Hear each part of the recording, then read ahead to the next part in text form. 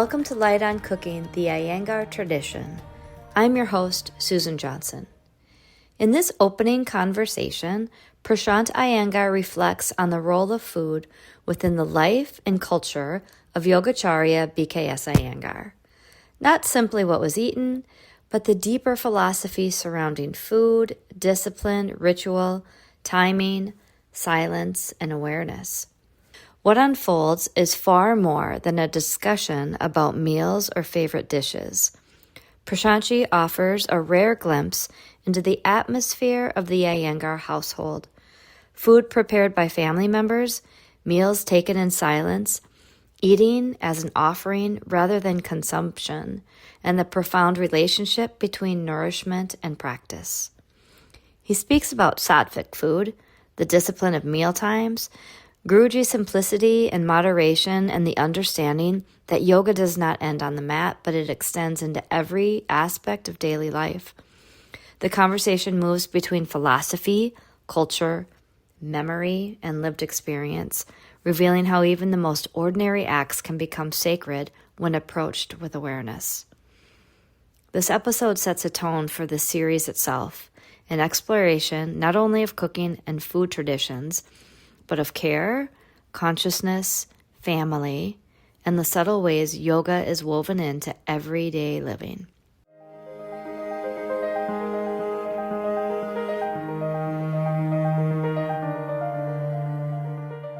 So, this is going to be the first episode that comes out on the Light's companion podcast called Light on Cooking. As it will be aligned with the cookbook that we're working on. So what can you say about that? What is the importance of food in Guruji's Yeah. life? Okay. There are a couple of things about food. It is not only what one eats or what one should eat. And because usually people have this question, what Guruji was eating, what food items was he eating, etc., etc., and what food items he liked, what was his favorite dishes, etc. This is usually the question that comes up.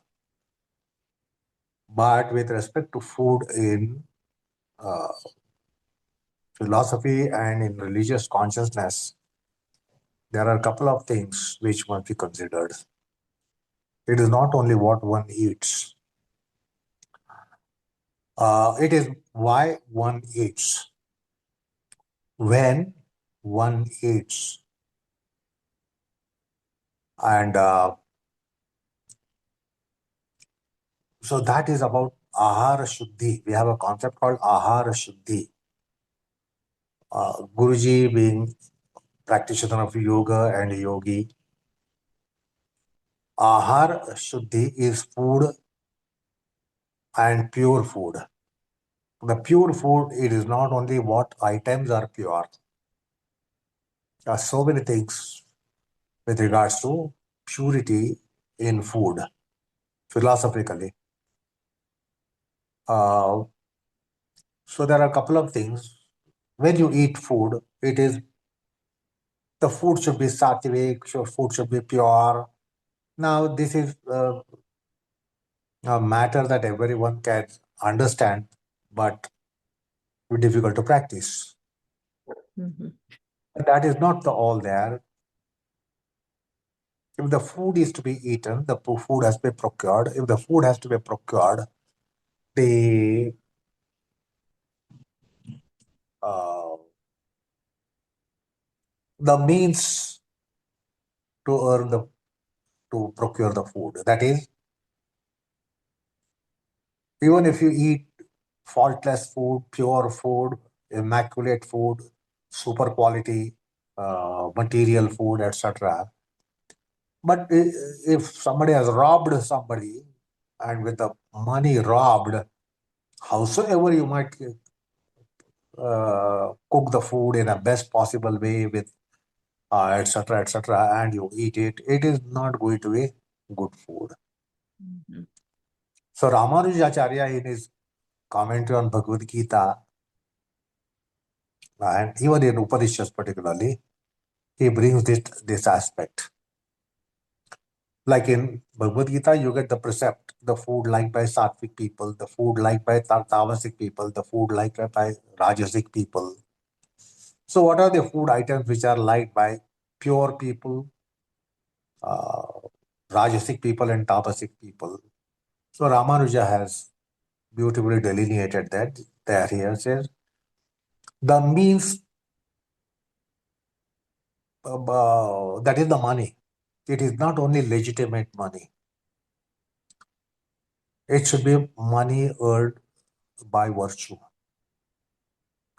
money earned by dharma. There should be virtuosity behind earning money, and it should not be just legitimate money. So your economic activity is also to be considered there. And how to eat the food, when to eat the food, why to eat the food, etc. These are all the important considerations, and not merely what to eat the food, what to eat in the food. That's a topic which is described by dietetics. Now, you should slightly ponder over my article on dietetics there. Then you will realize it is not just that. So, well, my father and mother, they had a cultural background, rich cultural background, and therefore, what should be the food item was an important consideration, and that was quite natural and spontaneous, uh, that they decided on what should be cooked for meals. And but that's not all, because one might think, what is the diet of an Iyengar? What is the diet of a Brahmin? What is the diet of someone like Guruji? So it's not only what to eat. One of the most important things that one has to learn from Guruji's habit was that uh, the time for meals. This is very important thing. Guruji was so disciplined that the time to eat the food was very, very important. And the whole world is unfamiliar with this idea that there is nothing like breakfast after one wakes up. In our family, we are not used to breakfast in the morning, taking something as a breakfast in the morning. And so we straight away went to our lunch after we woke up. And therefore, you can understand today the meal time is something, past 1 o'clock, past 2 o'clock in the noon. People take their lunch at 2 o'clock, 1:30, 2 o'clock. Now, you can't be taking your meals at 1 o'clock and 2 o'clock if you don't have breakfast. Guruji was the one, and our family also is still in that culture that we don't take anything as breakfast. Because Guruji had his morning practice, he had his morning teachings. He got up at 4 o'clock. Now, if somebody is going to get up at 4 o'clock, the and without a breakfast to have a meal means it was a discipline in our house. Guruji wanted to eat at 11:30, well before 12 o'clock, because uh, he had to again practice in the evening.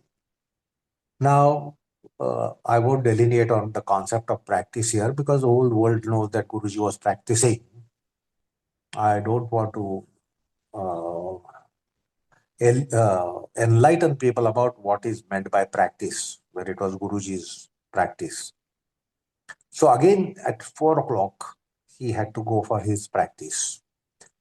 Now, in that case, there was no way that he could be taking lunch at 1:30 and 2 o'clock, because you all know that at least 3 hours uh, after your lunch, you can do your practice, asana practice. And then Guruji had evening classes to follow his practice. So let me put it across here that we did not have breakfast at 8:30, 9 o'clock, 9:30 in the morning. That was not at all in our culture. As a matter of fact, the classical Hindus of ancient time never had a concept of breakfast. The meals by convention had to be taken before the noon, before noon, which is 12 o'clock. And therefore, there was no habit of breakfast in classical times. This is only picked up from the Western culture, which all the houses in India are practicing. They have breakfast. So 11 o'clock, 11:30 was his meal time. That is a thing to be taken note of. Now, about what we were eating, well, one can extrapolate and infer that we were eating sattvic food and pure food, home cooked food. And the food was cooked by my mother. We did not employ any cook in the house to cook our food. And after mother passed away, my sisters were cooking the food. So it was homemade, home cooked food, and food cooked by family member, first family member. Either my sisters, they started cooking after my mother passed away. Until that time, my mother was cooking. So who cooks the food is also important. Now you can read that in my book, which I have mentioned. It comes in Yamas and Niyamas, that in the topic. Who cooks the food is important. And we have a concept called self-cooked food. Therefore, we have a word in vernacular called Swayam Pak. Swayam means by oneself. The food should be cooked by oneself. Alternately, the food should be cooked who is your person, your mother, your wife, your sister, somebody who is yours. So, in the family circuit, we have all our people. So, it is our people who have to cook the food and not somebody employed or somebody outsider. So, my mother cooked the food. Later, my sisters cook the food. So, that is also important. Who cooks the food? Now, most important thing that I want to tell you is that when we took our meals or dinner at night time, evening time, it was unwritten law. Guruji instilled this culture in us.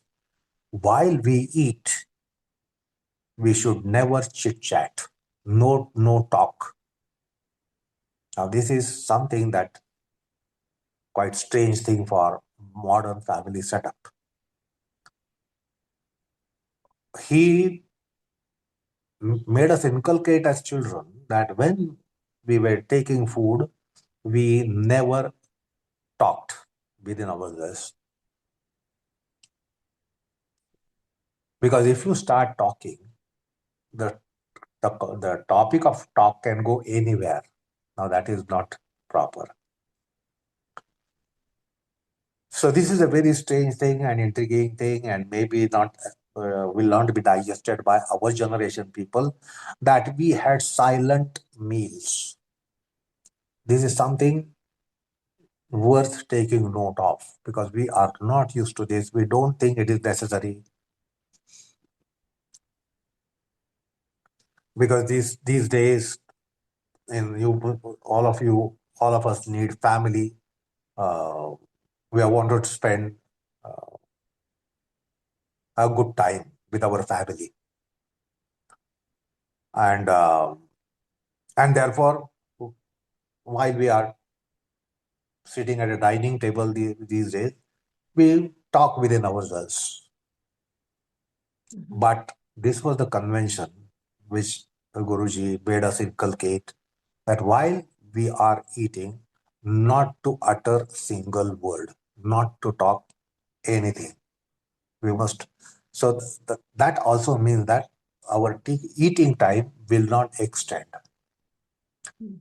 because otherwise, when if we are used to the uh, general practice of talking while you are eating, discussing while you are eating, etc., then undue time is taken for consuming the meals. So this was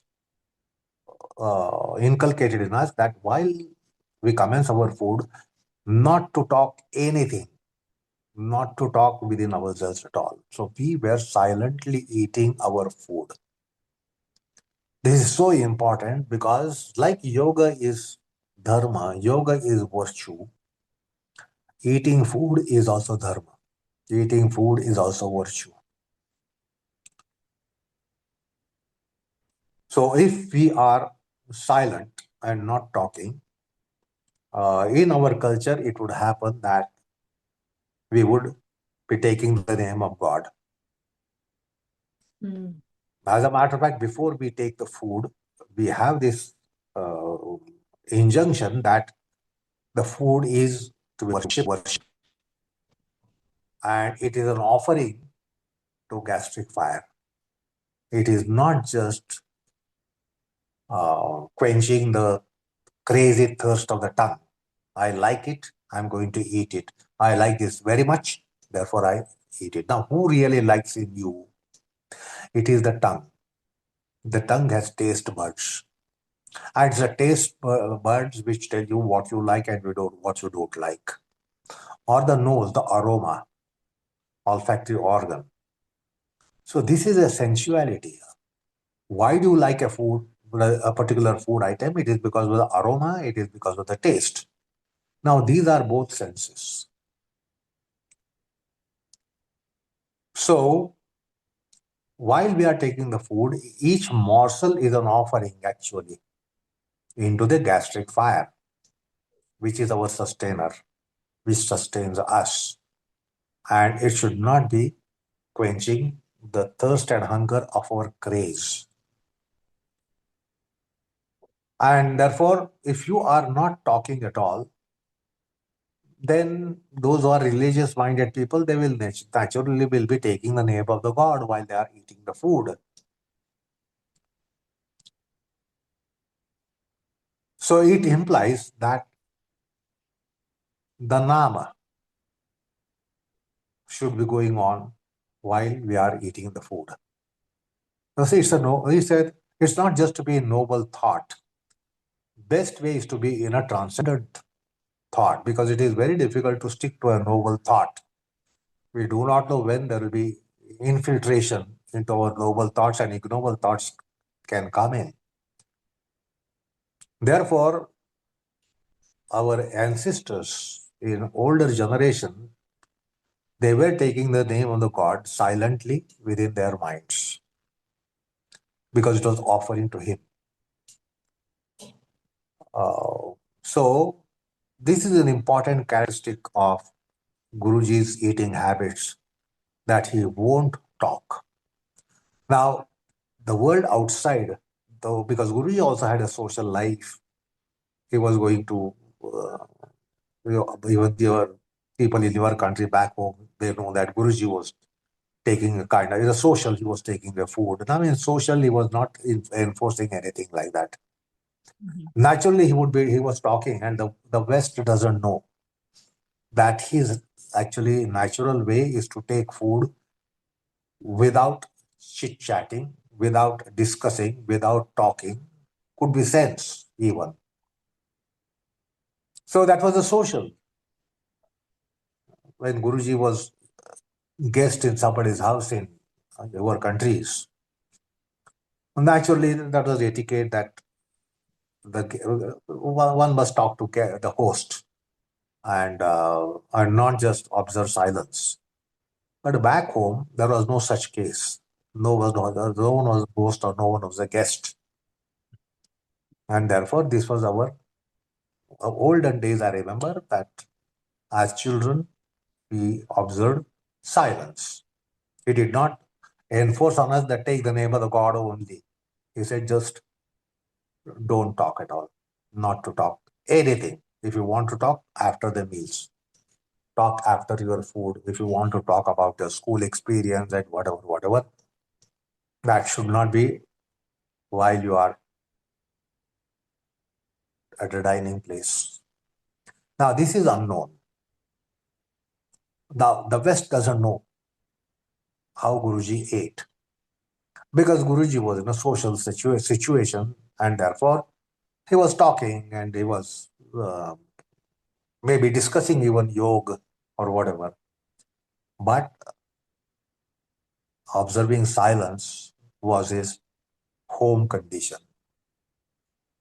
Now, the world should know because many of the foreigners, his students, hosted him. And they wanted that he should feel homely. But then Guruji could not say all these things that in homely condition, I don't talk.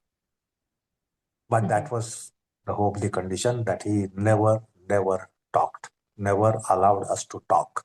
He said, if you want to talk, talk after the food is over. So our dining time was not more than 10 minutes. People spend hours and hours at the dining table. There are parties where people are there for hours together.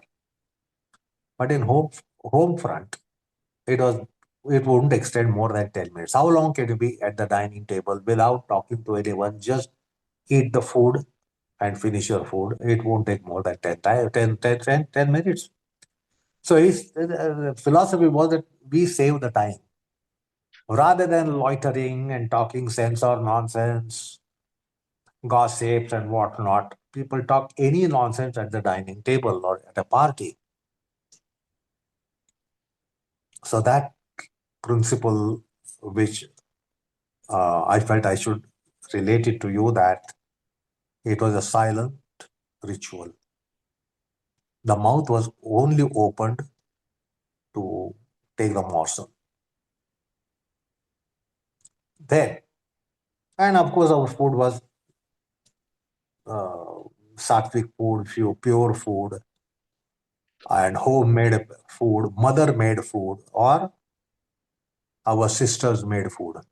That's an important point to be noted because these days it is out of practice. People employ cooks, or the food is brought from outside, food items come from outside, so that the food is only for our biological existence and our sensual craze to be satisfied. That is why we eat the food. And our morning time, our lunch time was 11:30. And then in the evening, we it is quite out of fashion today to even hear this. There are only few people in India who practice that they take their meals before, during the sunset time or little before sunset time. They don't eat anything after sunset. But that was not the practice. But night time, the time was fixed, 8 p.m. So 11:30 a.m. and 8 p.m. Not before, not later. Before, there was no time at all. Guruji had his classes, etc., to be conducted, private tuitions to be taken. So there was no way that we could take before 8 o'clock. But on the dot.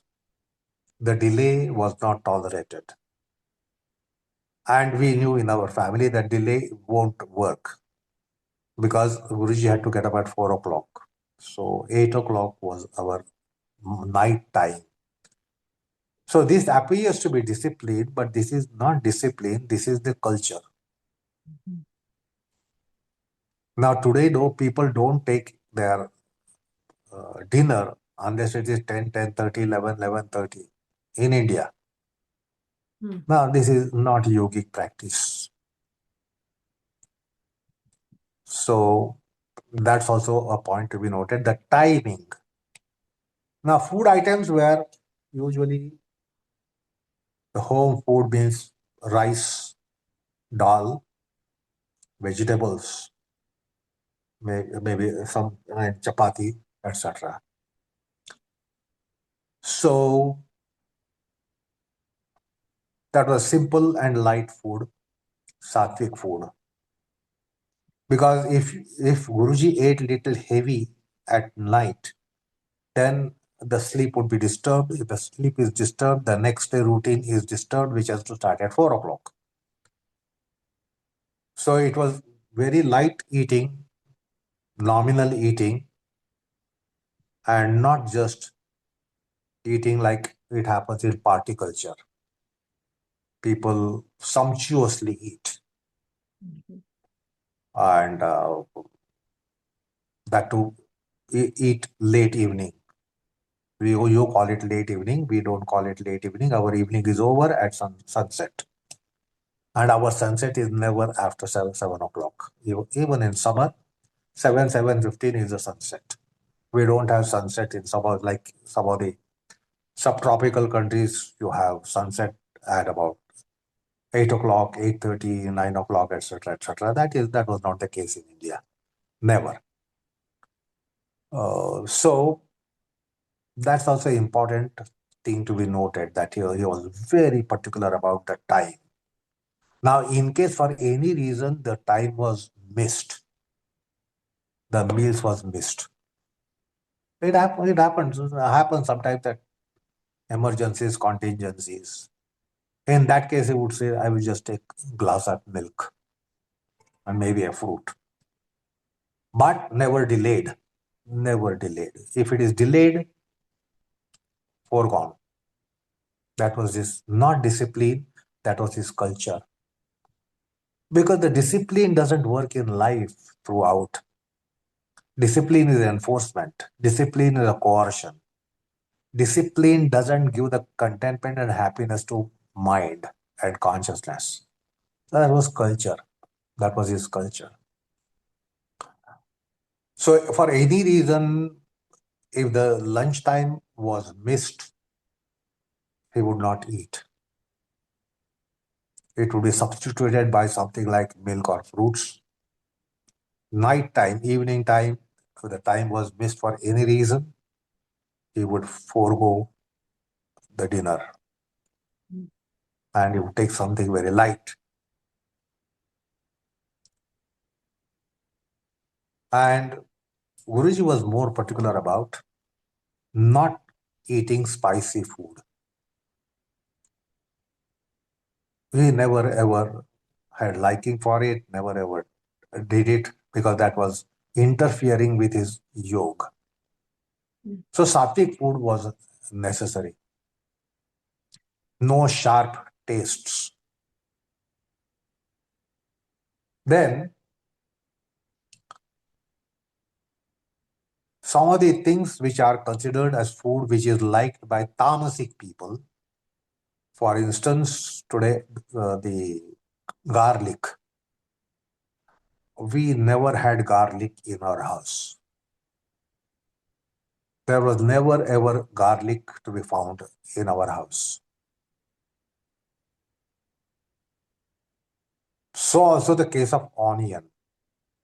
Onion would come if we had guests, our relatives, our guests. It was not something that onion would be there on daily basis because it is habit of some of the Indians that there is no food without onion. Onion is a daily item to most of the Indians. while that was not the case in our house. So the onion was not a usual thing. It was unusual, particularly if we had some guests to be entertained, like my uncles and my cousins and my nephews and aunties and our family friends. If they were coming, then only it would be included in our uh, recipe. Otherwise, onion was never available in our house on all the days. We rarely had that. Garlic was almost a taboo. Even if the guests came, our guests, our family members, those that generation people were not eating garlic. So the garlic was out of question, and it was never at all available in our house. That is considered as tamasic.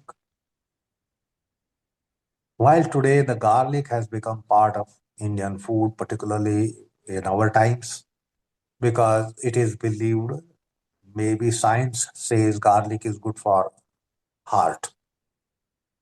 So present generation people, even if they are in 30s and 40s, are afraid of their heart condition. We know today it is the cardiac disorders are quite uh, there, and therefore to protect the heart, it is a blood thinner, garlic, and therefore the garlic is advocated by the medical fraternity, and therefore there are many houses, even Iyengars. Today they will be having garlic on regular basis to protect the heart, and because of this stressful life that we have globally. So garlic was never there. Uh, I don't remember the garlic in our food at all. It's only later when we had our son-in-laws in the house. They came in. They were wanting it, and it is for them that the garlic came in.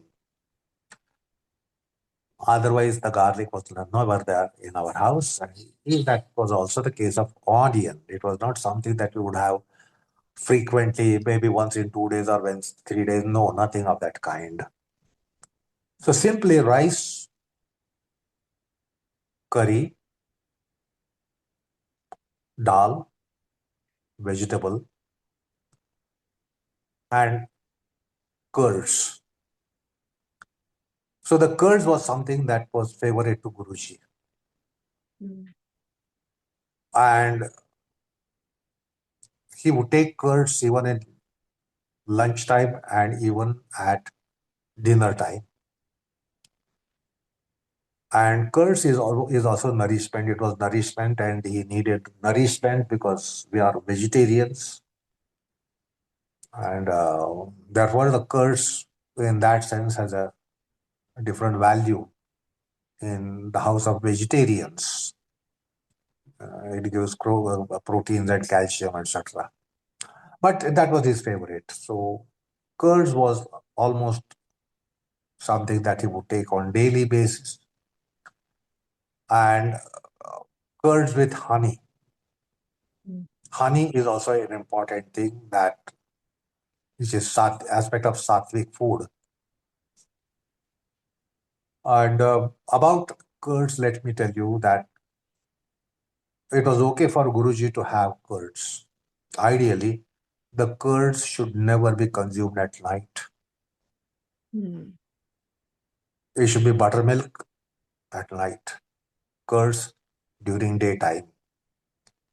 But then Guruji said that the curds are his favorite and his nourishment and he needs it. And that's why we would have curds both morning time and evening time. So we were also taking curds at dinner time, rice and curds.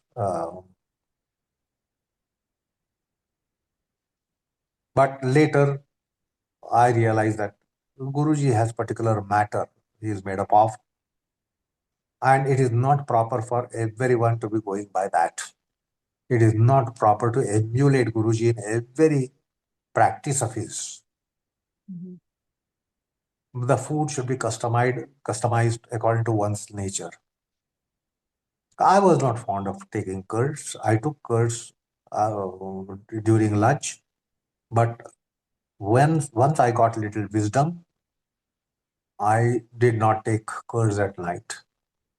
It was taboo for me. Curds was taboo at night. I did not just emulate Guruji blindly saying that Guruji takes curds, let me take curds. If Guruji did so many things which I don't do. If I do all that Guruji does, then maybe I can have justification to say that I will do everything that he does, and therefore I take curds as he takes. But then that is not proper. Anyway, the curds was his staple item in every day's morning, evening food. So, and curds with honey, and curds with even rich cream. Mother definitely prepared curds with very rich cream because in his formative period, he did require a lot of nourishment. So we would have thick cream in our curds. Now, those who don't practice yoga, don't practice yoga, did not practice like Guruji, it is not justifiable for going for curds with rich cream. And Guruji's life was different, lifestyle was different, life activity was unique. And therefore, he was able to assimilate that curds. So that is another thing to be taken note of, that it was food taken at appointed time. The time missed, meals missed. How many of us are going to do this? So that's a point that I wanted to put across. Of course, about the food items, his favorite dishes, etc. My sisters will be telling you about it. Guruji was fond of sweets, and all sweet preparations were his favorites. And otherwise, the condiments, etc., were not his favorites. Where there is salt and pungent, the hot items in it. But sweet was his favorite. He liked every kind of sweet. Mysore pak was one of his favorite. Then a particular kind of chapati called wobbat, which my sisters will tell you, or it's also called puran poli all over the country. So it's a sweet preparation. That was his favorite. And all sweets were his favorites. Fruit salad was his favorite. Mango was his favorite in summer. Uh, all of us ate mangoes sumptuously in summer. So certain things that he took, I rarely remember he taking banana. Now, banana is not the fruit that he took. Uh, Even as an exception, I don't remember he eating banana at all. But in the preparation of fruit salad, the banana would go. It's not that the banana was taboo. But I have never seen him eating banana. Apple was his favorite fruit. Apple he was eating. And otherwise, all other fruits he was eating. Jackfruit was his favorite. So jackfruit, as and when it is available, he would eat jackfruit. But I have not seen him eating bananas, oranges, even sweet orange, because they have sharp taste, etc. And I have not seen him eating oranges and sweet oranges and banana, etc. Grapes he would eat. So there are certain fruits that he was not eating, and acidic particularly. But mango is acidic, yet mango was his favorite. So, well, that is the thing, but only important thing that I wanted to convey, that he took food at appointed point in time. Time missed, skip the meals. How many of us are going to practice this principle? And eating without opening the mouth for any other reason but to take the morsel in the mouth. That is not to speak, not to talk. So these were unusual things which the world will not know. Because when he went out, naturally, he did not have these practices. But back home, mouth was not opened except to stuff down the food into the throat, down the throat, through the mouth. And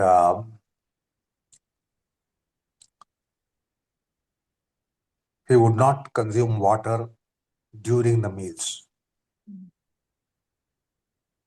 That means very hot things did not at all come. But suppose there is very pungent and hot item, naturally one will take recourse to water. So certain practices were there in which came traditionally, that never to consume water after you have eaten mango. If you want to take any water, you should take before mango, not to take it after mango. So also with respect to other fruits such as jackfruit. So, so these were principles which came traditionally. The ancient wisdom passed it on to them and passed it on to us.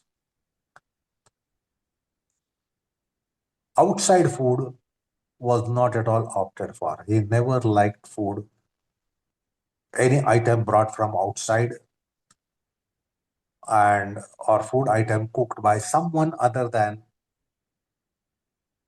his person, his people, that is his wife, that is our mother, or his daughters, who are our sisters, or someone who is a person of the family. The family should cook the food.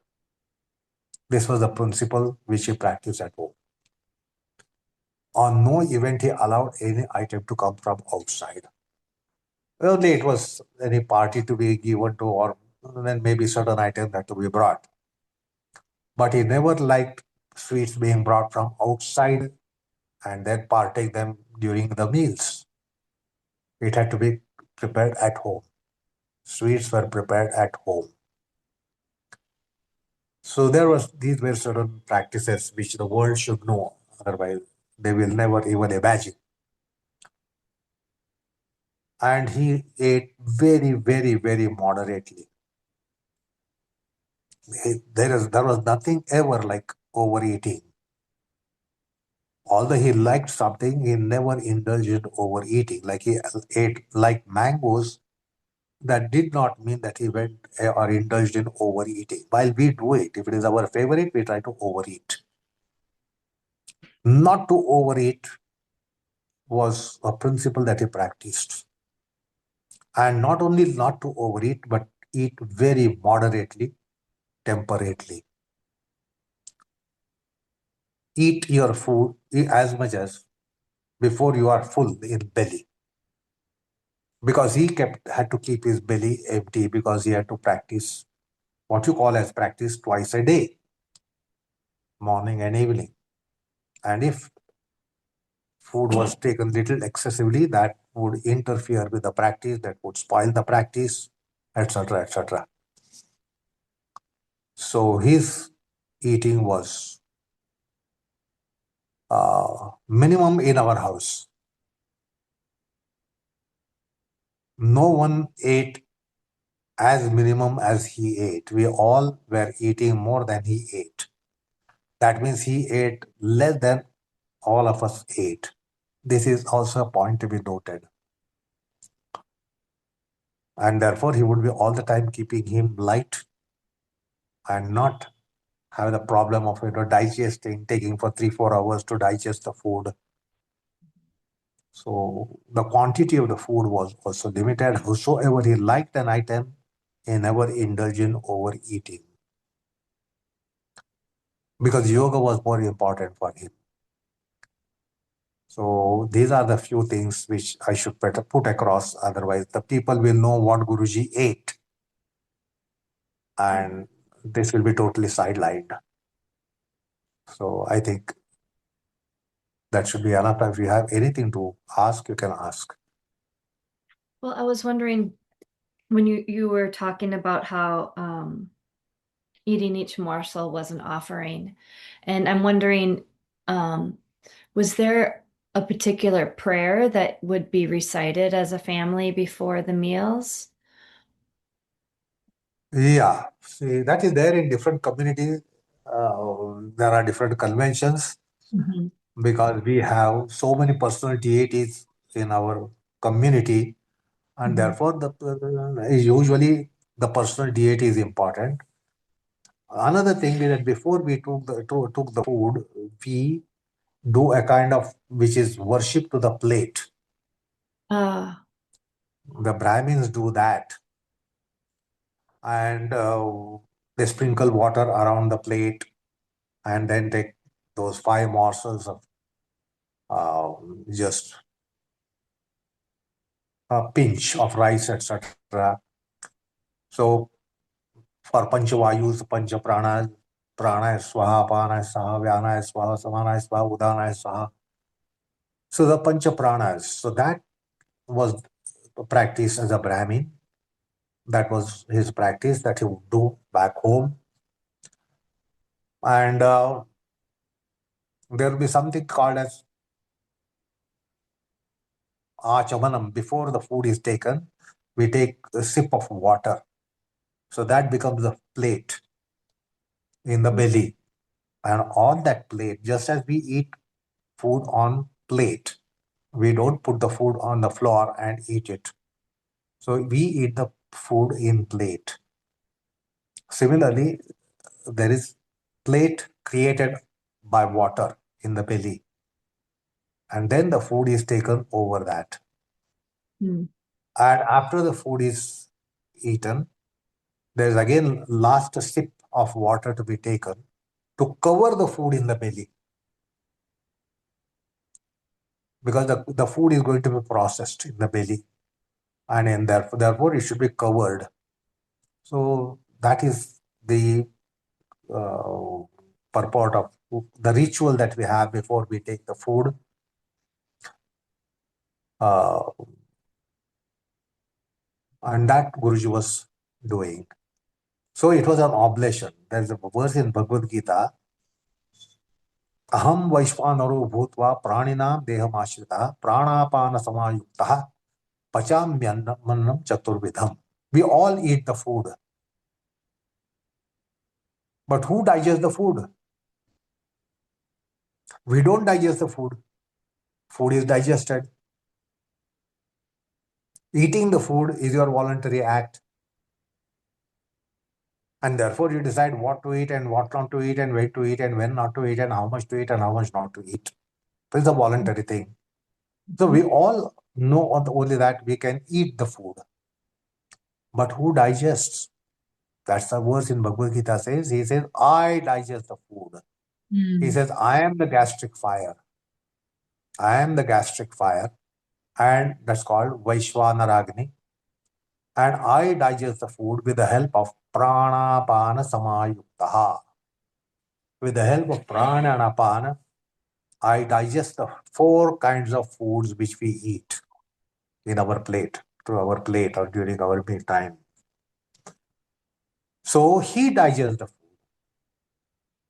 So we can say today that the digestive organs assimilate the food. Now, what are digestive organs? They are called indriyas. Now, I don't have to explain what is indriya. I've done that umpteen number of times. So, pachanendriya, the the indriyas, digest the food. So, these are higher forces which digest the food. Every indriya is a higher than human, mortal, terrestrial caliber. All organs have celestial potential, celestial powers, celestial abilities. So we can only eat the food, but we can't digest the food. We don't do anything to digest the food except take some digestives. Well, that's all. Maybe swallow a pill or take some digestive fluid, substance, and they digest. So there's only to assist the digestion. They don't digestive juices taken from outside don't digest. They only assist the digestion process. And therefore, it is oblation to the divinity who is within us as Vaishwanaragni. And therefore, the food is offering. Now, there are different practices to really chant a prayer. In the Vedic tradition, there would be chanting that Shanti mantra, which many of you might be familiar with. Sahana vavatu, sahano bhunaktu. Bhunaktu means to partake. What? Partake the food. So during the food time, this is also chanted. That particular Shanti mantra, which comes in Yajurveda, सहना भवतु भवतु सहनो भुनक्तु सह वीर्यं करवावहै तेजस्विनावधीतु मा विद्विषावहै ओम शांति शांति शांति. So this was chanted generally in pre vernacular era, and even after vernacular era came up, this was practiced in many of the houses. If you go to two, 3 generations back, this was chanted. Or in Maharashtra particularly, they have something to chant, which is a Marathi verse, a couplet in Marathi, that eating food is an yagna. It's a ritual, it's a sacrifice. And it is not just consumption. Food is not consumption. It is an offering. It has to be offered. The food is offered to higher forces, celestial forces who are operating our systems. Our indriyas, our organs are operating our systems. Organs are indriyas. Indriyas are celestial forces. So that is an offering to devas, celestial forces. And or chant some praises, eulogies to personal deities at least once or twice. And then mentally one can be taking the name. That depends upon how much religious consciousness one has inculcated. Then in that case, it would become natural to take name of the god with every morsel and every kind of act of mastification, eating the food, chewing the food, swallowing the food, etc. So personal deity, whoever is a personal deity, that name would be taken by one who has a religious consciousness. Otherwise, it won't be taken. The god is not even remembered generally while the food is being taken, because we only remember God in difficulties. When we have tough times and when we are helpless, hapless, hopeless, we think of God. Otherwise, we don't even think of God. We think the God is not to be thought about. Unless there is a calamity, there is a problem, formidable problem. But then this was the habit of our ancestors, that they would take the name of God for even during their activity. You look into my Ashtanga Yoga Ishvara Pranidhan topic of Niyamas, where I have mentioned getting up, prayer, Prata Smaranam, taking a bath, prayer, eating food, prayer, doing any activity, prayer. If it is not done along, it cannot be done along with the activity. It should be done as an invocation before the activity. You can't do every activity with a name. Not all activities will be suitable to be taken, remembering God. If you are yourself shameful of your activity, why will you take the name of God? So at least the God should be remembered before you do your activity. God should be remembered after you end your activity. Then if you are taking the name of the God, it's called Karma Yoga and Bhakti Yoga combination. That during your karma, if it is noble, virtuous, and then the name will be coming in there as well. So if you look into my Ishwar Pranidhan of Niyamas, where I brought in how the Ishwar Pranidhan came in every phase of the day, every phase of activity of the day, right from getting up in the morning to whatever the morning rituals, the bath, etc., etc., etc., taking food, etc., etc., going for activity, etc. So that's the deism which deistic people practice, not you and me, ordinary mortals practice. So Guruji was doing that mentally. So he was chanting whatever mantras that he knew or take the name of the God. That's why he said, we as a children did not say you must take the name of the God. It was not enforced on us.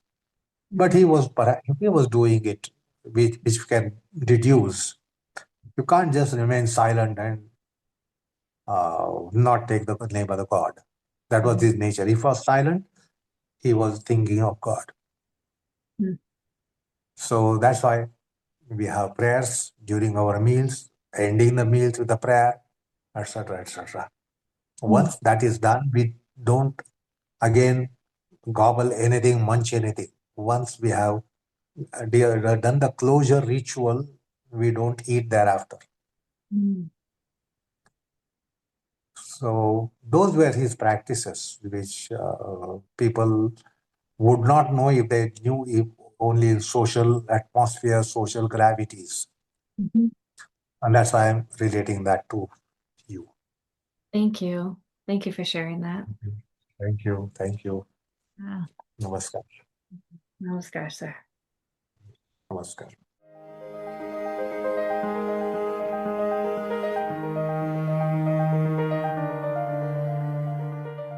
Thank you for joining me for this first episode of Light on Cooking, the Iyengar Tradition.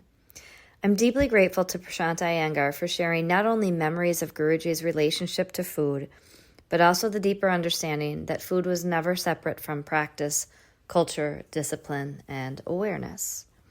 What I find so moving about this conversation is the reminder that yoga is not confined to the practice hall. It lives in the ordinary rhythms of daily life, in how we prepare food, how we eat, how we care for one another, and how awareness can be brought into even the simplest acts. As the series continues, we will keep exploring these stories and traditions while also documenting the unfolding journey of Light on Cooking, the Cookbook Project. Thank you for listening and being a part of this space. I'm Susan Johnson, and this is Light on Cooking, the Iyengar Tradition. Namaskar.